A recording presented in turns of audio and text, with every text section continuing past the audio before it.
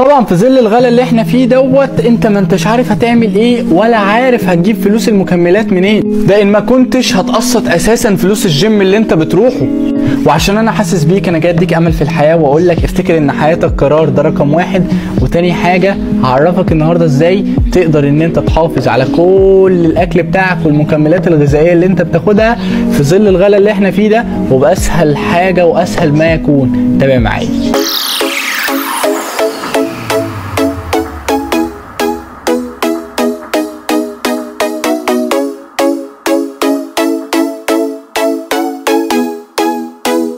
طبعا كرتونه البيض، طبعا الجبنه القريش، طبعا كل الحاجات اللي انت كنت معتمد عليها بقت في الغالي وبقت في العالي، والامر بقى متروك لرجول الفراخ. وعشان كده انا جاي اطمنك وجاي اقول لك ان الموضوع لا مستاهل رجول فراخ ولا مستاهل انك تروح تشتري بيضتين وتقعد ترقد عليهم علشان خاطر يجيبوا لك تاني وتزود الانتاجيه.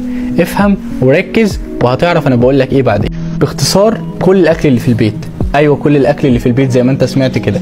اوعى تفكر ان انت عشان كنت بتشتري البيض وعشان كنت بتروح تشتري علبه البروتين او علبه الكارب اللي كان ثمنها عامل 800 900 جنيه قبلها، دلوقتي هي ثمنها واصل ل 2800 و 2400 جنيه زي الجولد ستاندرد اللي احنا بنسمع اسعار مهوله ليه. اوعى تفكر ان الكرياتين اللي انت كنت بتاخده وان البري ورك اوت هي دي الحاجات اللي عملت لك عضلات.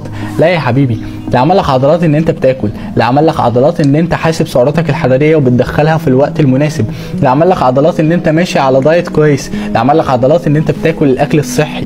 كل ده كلام فاضي. لازم تبقى عارف ان اللي موجود في البيت كله احسب سعراتك بيه وهتطلع عضلات. والله العضلات يا جماعه بتطلع من الفول والفلفل، بتطلع من البتنجان والمخلل، بتطلع من كل الحاجات دي. واحد هيقول لي المخلل، يا حبيبي المخلل هو مش المخلل ده يا حبيبي فيه سعرات حراريه، والمخلل دوت من ضمن الخضروات، فطبيعي ان اي حاجه انت بتدخلها جسمك هي من ضمن عمليه التمثيل الغذائي لجسمك، هي من ضمن السعرات اللي بتدخل جسمك، فطبيعي هتطلع العضلات.